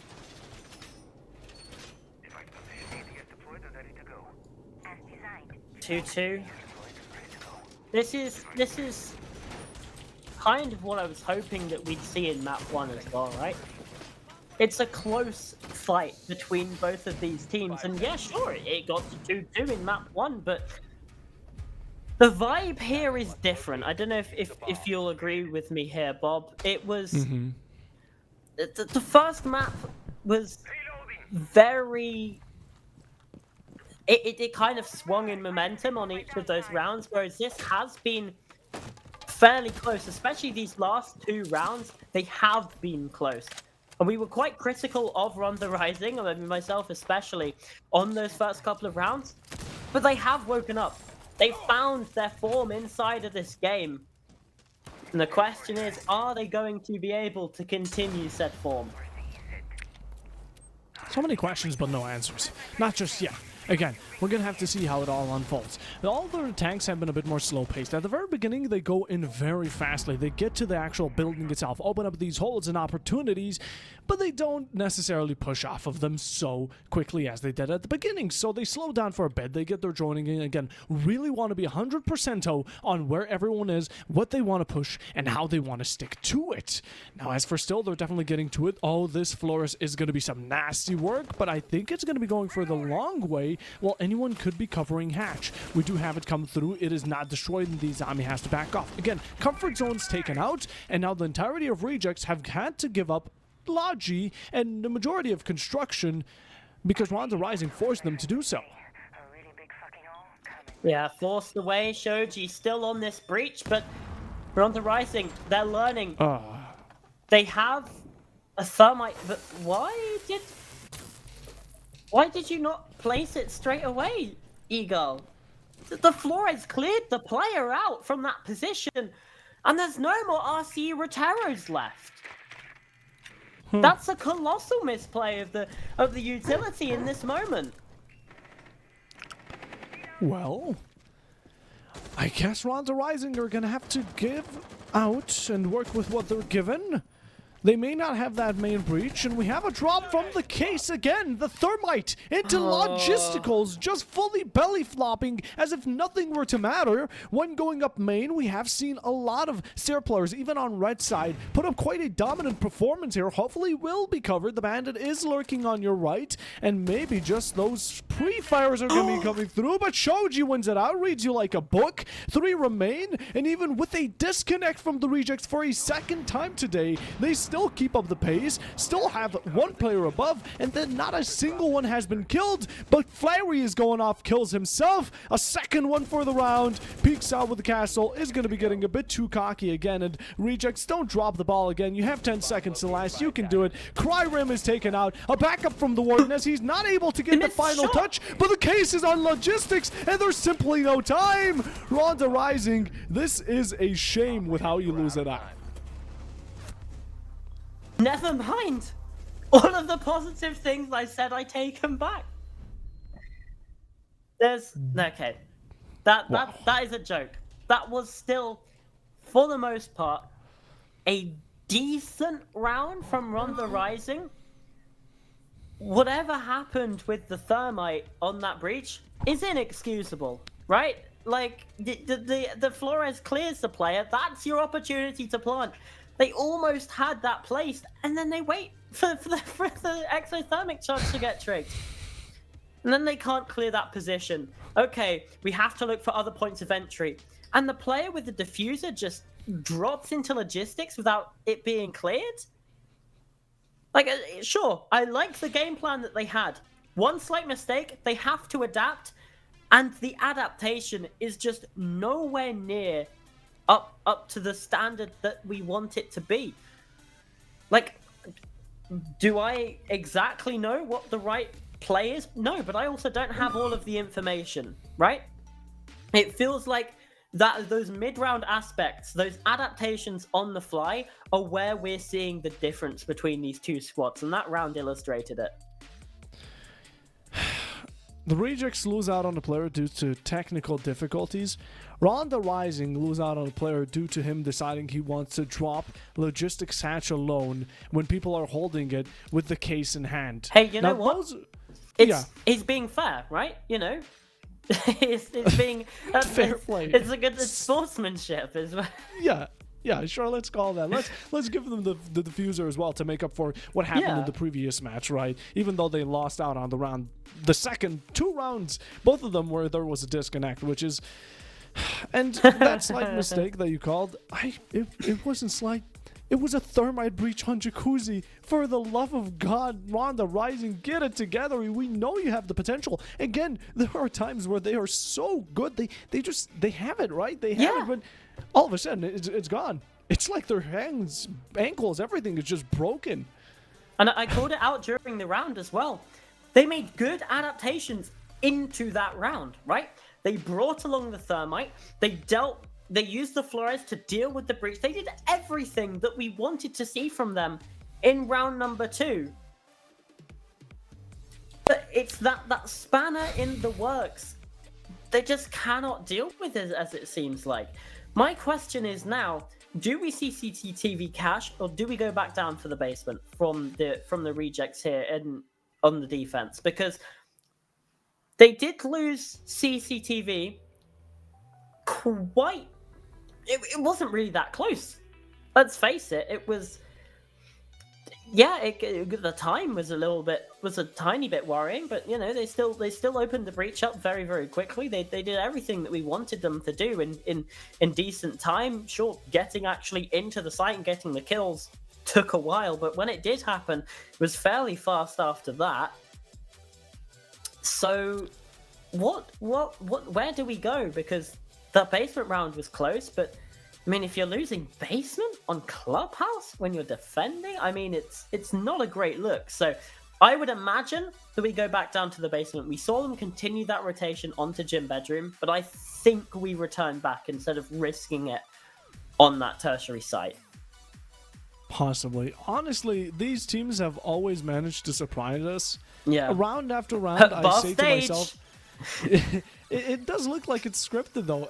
Round after round, I said to myself, there's no way this can go south. All of a sudden, each round is like it. There is no way this is actually happening. It's fun. It's fantastic to see both of these teams go toe to toe. Don't get us wrong, and it's enjoyable, but my God, some mistakes can be so easily fixed, and at times it's either aggression or it's just pure non-thinking. It's that ranked mindset that comes into play that just really ruins the teamwork. Because again, if both of these teams played like a full-on team, like they were locked in, I feel like we would have been having completely different results.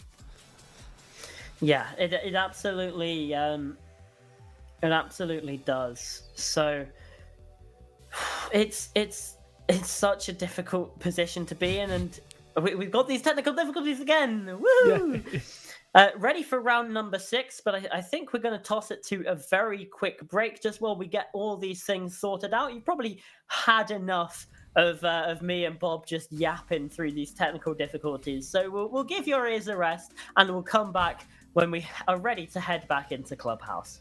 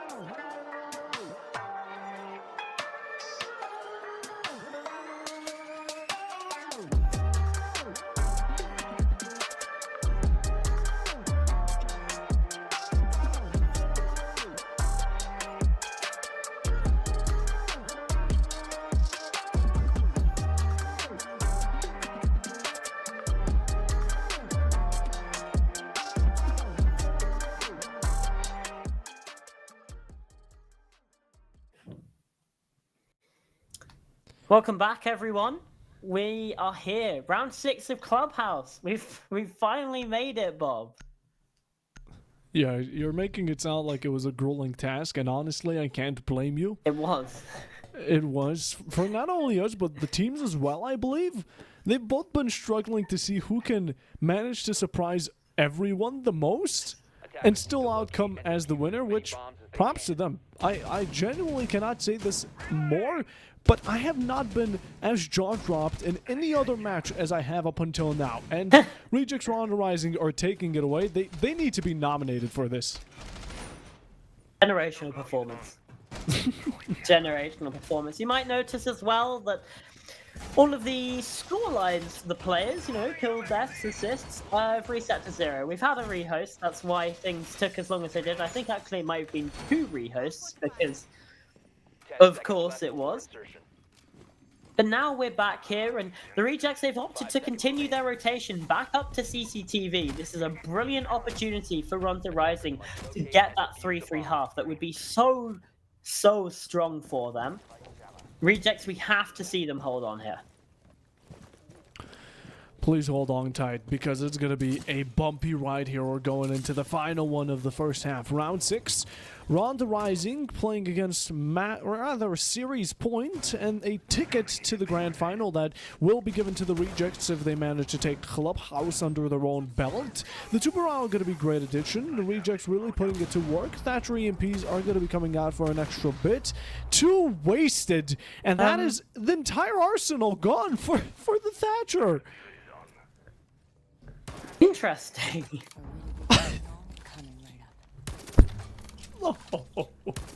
I don't know what to say. I don't know what to say, Bob. Why? EMPs don't work against the Zoto canisters. The breach finally opened up, but now there's nothing else to really contest against this. No more EMPs for any other breaches that may be about, or any other utility they might want to take away. No impact EMPs being brought along either.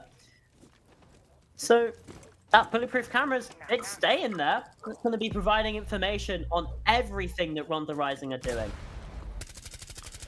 Oh, Shoji going to be the first one to have a bit of silver lining go in his favor. The TCSG there, the opening starter, fragmentation in his, and now that's going to be the opening for the Rejects. Great start, while though they have delayed breach quite a bunch, and Ronda Rising, the majority of their team is still stuck on the platform trying to drone themselves in. Hopefully it's going to be a smooth entrance, because I believe still some verticality going to be seen by the side of Rejects, and although they are getting pushed back by a bit, Ronda Rising even taking it into their own hands, they still need to push the Azami off. Flary's still going to be fighting against you, and you're now watching your own head holes. That is going to be a great mistake, because Flary pops 2 of you. Ronda Rising again left with only a couple, and can 2 guns outlast 5 in 40 seconds? I don't think that's possible. Neither do I, but they're going to give it their best go, and, well, they're going to fail at it. Possessive, the final 2, it's a pistol that takes them out in the end. 1 pop, the second, 180 degrees. And flawlessly taken that final round in the half. Flary says it best. What? What is this? This game has honestly been one of the most brain-melting matches that I have ever seen, for both good reasons and bad. We have seen some absolute crazy pop-offs here as well. That just the most recent example, Bob. There's pros and cons, to say the least, and with it, the Rejects are going to be taking their pros and putting them into the first half with a 4-2 lead. Great one if they can keep it up for an extra 3 right now going into the second half. On their attack as well, I think they're going to be looking good. And past out, there's one operator that was not banned this time around that the Rejects are going to be putting to work that Ronda necessarily didn't, and I think we can definitely both spot the shield that is being rocked by the attack, which is feared by many and threatening to Ronda Rising. 10 seconds left before insertion. Uh-oh. 5 seconds to Uh-oh. Scary. And we see a ram. Locate and defuse We're the bomb. seeing a Finally. ram here, Bob. Finally. We've been calling for it for a map and a half. And finally she's brought along. And there's good reason why.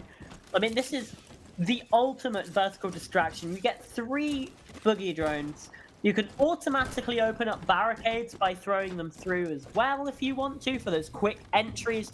And it's vertical destruction that doesn't require you to be anywhere near where that's being opened up. Protects you from impact grenades and C4s, keep you living that little bit longer, and it means you can have your normal gun out when you're opening up the floor. Enables you to take even easier gunfights. Now here comes the Blackbeard charging through. Ash already up to join them as well. This full map clear from rejects, and it's going quickly as well. Ronda Rising going to be rocking a bit less of that roam strategy and putting it down to sight as a shell will be initiated. Now that turtle hopefully will be nice to see. As of current though, that's going to be allowing the rejects to have a very quick clearage on this top floor. In the meanwhile, they push down, they get themselves that easy hatch. There is a bit of denial from that Kate, but no two outs combo up with it. Now as with it, I mean, we have literally 0 roam as of current by Ronda Rising. Yes, Sheed is trying to push up on main. Yes, he is playing a bit aggressive, but that's not necessarily outside of sight as well. He's just trying to stick as close as he possibly can and really trying to play to his own advantage. Again, the shotgun up close, it definitely thrives and it is an amazing gun. Very impossible to win against when on such distance, but in the end, it is what it is. And the rejects right now, again, the Ram, the Blackbird, they are using whatever they can. The Dokkaebi as well going to be perfect and not much of a counter from the side of Ronda as they hope to put those C4s to use when, of course, anything is being put down in kitchen itself. Look at the time here though, Bob. Only a minute left. This is something that we were quite worried about in the first half as well. The attack's just taking far too long. The entry and the opening does come in. Flary inside of blue takes down Kawaii Girl. Player up close. Sheed Kitas, they find the kill. C4 from CJ as well. It's all up to Shoji. Left alone, isolated, blown up in the face. Another C4 finds that final blow. And Ronda Rising answer back in kind with a defensive round win. There were quite a bunch of mistakes we saw there. The first one is the fact that Ronda Rising left blue uncontested. The rejects then took over it, but all of a sudden the entirety, all 5 players of the reject decided to focus their attention towards it. Again, not really clue why you want to take a 3-dimensional push from hatches, from horizontality, from blue, and then turn it into blue itself. I don't know what happened, but the rejects definitely did not have that gunfight going in their favor. Ronda Rising are now only 1 behind, and with it they are going to be going cash. We do not see that bandit, so tricking is going to be a bit more difficult, or maybe even impossible if yellow is going to be sticking to that Maverick, which hopefully will be tending to work out this time around as we go to Clubhouse for the first time on the attack, the rejects. Again, the tempo has been reset when that second half comes around. Again, both of these teams need to get a bit more used to what guns they're using, what role they're playing, but in the end, the rejects have always been a bit more pivoting towards that patience and, of course, how would I say, tempo. They have been consistent. So the second they pick it up, again, I'm fearing that Ronda won't be able to back it up, but time will tell, and let's let time do that. Yeah, well, obviously we have to see them actually find that flow state as well. Certainly wasn't in evidence in that previous round. Now for this one we go again. Blackbeard once again in play, and immediately that breach comes in towards CCTV. Maverick trick being attempted here by yellow as well. Mixed success with these in the past, but Eagle right close by. It's a dangerous one to try and go for. The lower level being opened up first forces a play away from that position. Really nice play here from the rejects so far. Yeah, it's going to be comboing up nicely. Don't need no bunk on the low right now. C4 there, Chuck. Not going to be finding any damage, nor the shrapnel. Yellow did take a bit of a slap on the wrist when going against that electricity, but as of current, window plays is where it's at. And the Valkyrie taking some early damage. Not going to be the best of signs. Popped out, Flary. Oh, you're trying to fight back against it, but a run out from Sheed as he claims 2 heads served on a platter. Looking to have that third, but it's returned by Possessive. How do you quickly gain it, but lose it in similar fashion? Ronda Rising is a miracle and a demiracle both at the same time. What is happening in this game, Bob? It doesn't make any sense. Now into a 3 versus 3, thanks to 2 massive picks from Sheed and 2 massive picks from Possessive. Flashbangs go out, trying to fight against that shield. It's not going to be easy. The Eagles found Cryrim. Now the advantage in the favor of Ronda Rising, and the pendulum swings back and forth. Rejects now fighting forwards again. There's still 70 seconds left to play here in round number 8. Anything could yet happen. Drones coming through. Information gained on the player and forces that rotation out to look at the different angles. Ronda Rising now, their attention is split. They don't know which way to look. As Guma and Soap are going to cause a problem. But Ronda Rising here are going to be the stepping stones for the Rejects to be 1 round away from match point. They have such a strong operator. That Blackbeard is going to be the entryway in towards that closing match point. 33 seconds. We need to make them count. The diffuser is outside the building, and we have 2 inside ready to shut you down on any move. Footholds around the C4 there, not connecting onto anyone. And it was the last resort against the shield operator. The Scar is pulled, laying down on floor. You're a sneaky player. It's a quad kill for Possessive. And can he get the ace? Will he be shut down by greed? Will the sin be sticking? He's looking for the opportunity. The plant is going down. He's trying to bait it out. The TCSG's up close, and he finds the down. A second as well. An E-Girl. I don't know how it comes through, but this was one of the clutches that Ronda was needing. How does this keep on happening?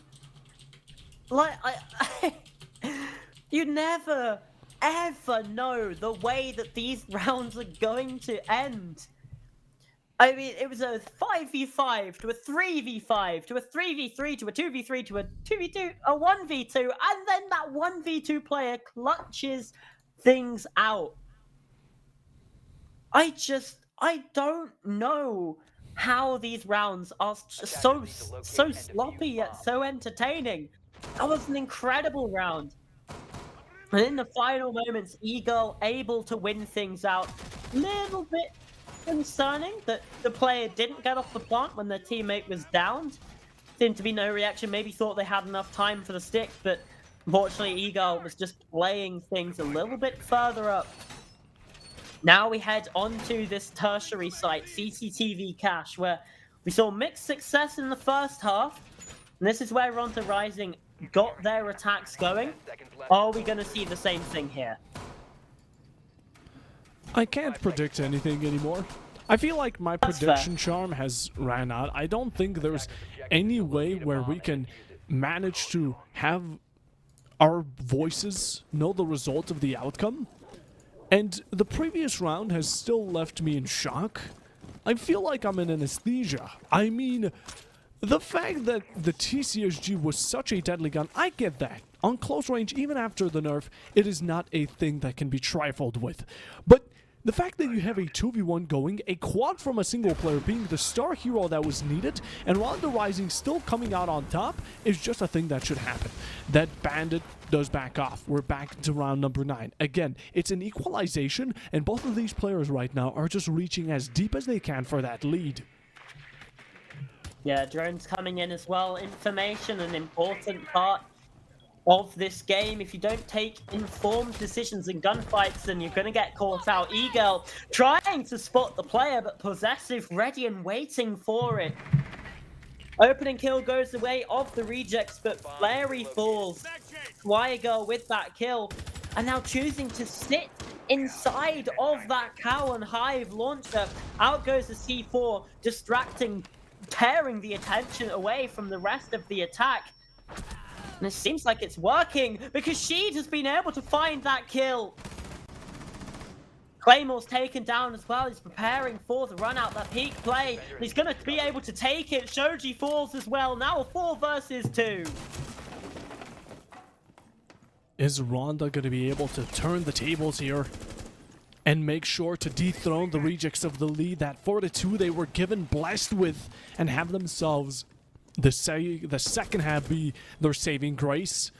Well, again, you see the one player yellow you're going to be punishing. That's a good one needed. An extra one to equalize the man count. While Cryrim is trying to go for it, a bit of a flank is there, and you find one catch. No, but he doesn't get the kill. One left, and it's going to be CJ left to in a 1v2 situation. Is Thunder going to strike twice for him, or all of a sudden will we find ourselves a round back to the rejects, rotating back to red, trying to fight off the buck? You get some pre-fires, and this time around we won't be as greedy. And the rejects, I don't know which has to help me out here. I'm sorry.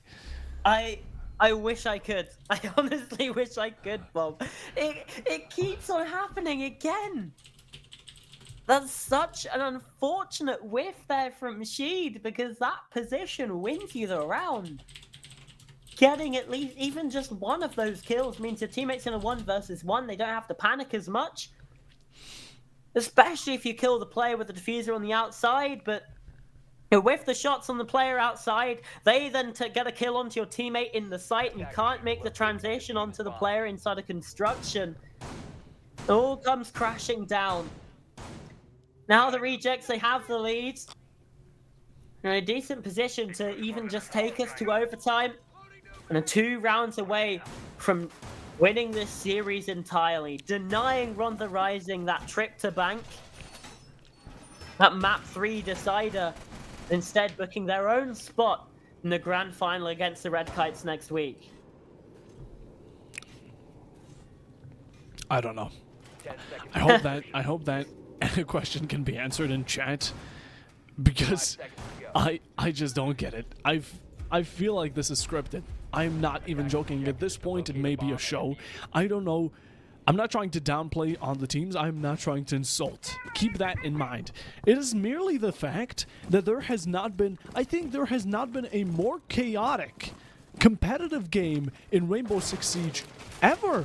I don't know why, but I just have that feeling like right now history is being written, and not in a bad way, but not in a good way either. It's just that little space in between. So here we go. I don't know if my heart can take it, Bob. I really don't. I'm nervous just looking at this. We see, okay. Gonna calm down. We're gonna chill. We see the round here again. I like this before. They're opening up the map fairly quickly, but it's in this roam clear that things fell apart. Even again, where there's no players actually roaming.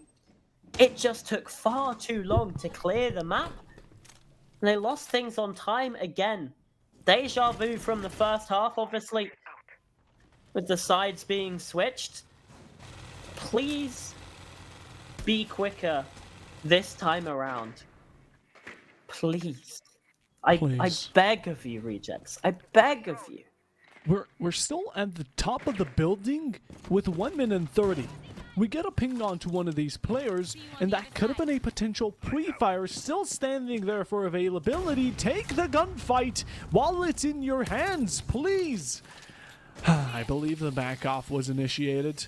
Yes, it was. Now, in the meanwhile, we do get those breaches, and I believe too much was spent on this top floor.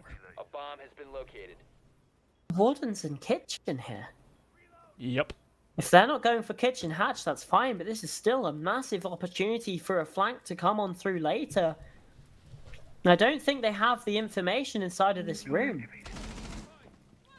Instead, they're droning upstairs. I don't think they know about Sheed's position. This could be massive. We'll have to keep an eye on it for the end round. Now they've given this player vertical angles onto their own push.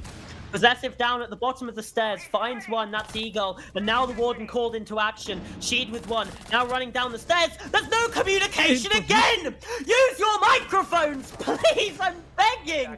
Because because now it's a 2 versus 2.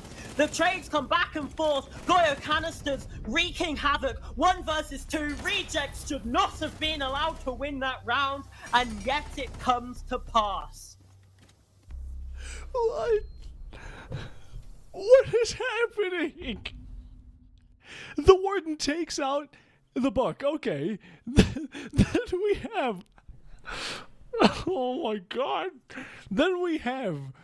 like 3 seconds in between. The Blackbeard is still facing forward. Player for player, fall after fall, brick for brick. The Rejects play off of blue to get head hole counts. Kill after kill. And in the end, they won it out. As many bombs as they can. This is...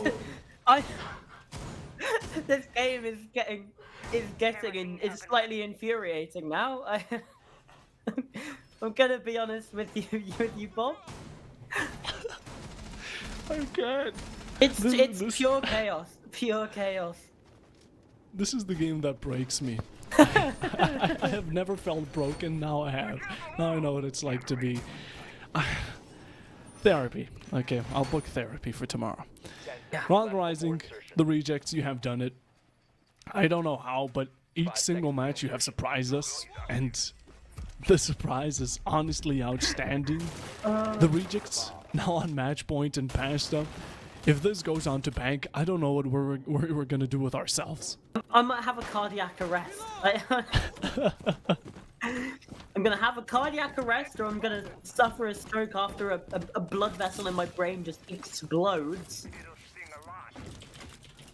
It's a similar approach. I'm liking the fact that the Rejects, they're keeping things consistent in their approaches here, and well, they did almost work out, to be fair. Just a couple of tweaks and maybe some gunfights being won instead of lost, and things turn out a different way. We don't even need to see this site be played again. They've already won the match. Player being cleared away, but Eagle can throw those Kaid claws from long range. First one being shot out though from the window, and well, Eagle, he was actually going to be able to trick it. I didn't actually see the claw get thrown there. But one of those exothermics down and has retaken the position as well. This is ballsy from the defense. The C4 out, it doesn't catch, unfortunately. Not unfortunately. These pucks are going to be great danger, but in the meanwhile, Ronda Rising still find themselves the comfort zone in cash. A bit of a push from the Blackbeard, putting that shield up and saying, hey, I'm here for initiation. Put some bullets in me and get ready to be taken out. Now some can openers along with it, going to be putting a bit of extra pressure, a bit of extra angles to work against. You pull out that gun and you're ready to fight. Hopefully you're watching your right as well. Positioning is key. You peek on the fuse is going to be there for support, but the Rejects again taking so much time to get through it. You do land some shots. You finalize the thought. One more is still remaining, and just like the warden earlier, gets exposed for it, and Fuse cluster charge just for extra bit of spice. Those fashion points coming in nicely. An extra 1 for 1, 2 for 1. Shoji going off Flary as well, and it's going to be absolute profit for the Rejects as they're stonking on cash, and Eagle going to be the only one left on a budget to be taken on by Cryrim, who's waiting outside that window oh so cautiously to make sure nothing goes wrong. Well, that was certainly a game of Siege, Bob. I feel like we experienced every single emotion that's possible to experience. And at the end of it, the Rejects come out on top. On the Rising, I mean, unfortunately for them, couldn't get it done. That was a close game. A close game, particularly on Clubhouse. Night Heaven Labs less so, but... Oh, pure chaos. Pure chaos. I have no words. It was really interesting, to say the least. But in the end, as all good things must come to an end, this match, or these matches, do as well. And we went through, you said it, roller coaster of emotions. Every emotion possible to experience, I think. I think we even made some new ones in the middle, honestly, with how this all went. But well played to the Rejects, and good luck for Ronda Rising in the following season. Maybe, again, with improvement, they can come back stronger. We believe it, and we're looking forward to the grand final. Yeah, we absolutely are. Just a reminder of what that grand final will be. I don't know if we can get the bracket up here actually. Just to see. If not, that's fine because the other game was a forfeit, so that makes our lives significantly easier. Red Kites won on over the Pit Ponies, so you see there it was a 1-0 forfeit win, and the Rejects here. That sets up a rematch of last season's grand finals, by the way. In for this one, it was a 2-0 last time for the Red Kites. Based on what we've seen today, Bob, I slightly am worried that that might be the case again. We saw Rejects look a little bit sloppy in some of these rounds. They did lag behind in certain aspects, and I think Red Kites are going to be there to punish them for it. But, I mean, up until then, we're just going to have to see how it all unfolds. The grand final hopefully is going to be an interesting one. Last time around, it was definitely a bit closer, but Red Kites, they definitely have another chance at taking it away. They do. They look really, really strong. But that's all for next week. As for this week, we are done. After, again, one of the craziest matches I think I've ever seen. I believe Bob agrees with me as well, because we're both shell-shocked after that. So we're going to cut things off now. Thank you very much for watching. I've been Pasta. I've been joined by PuffoBob. We've had Nanos observing on the 6th. We've had Kashi running the stream behind the scenes. Thank you to all of the players and, of course, you, the viewer, for watching as well. We'll see you all next week for the finale of Season 7 of the R6 competition here at Welsh Esports Leagues. Thank you very much. Goodbye.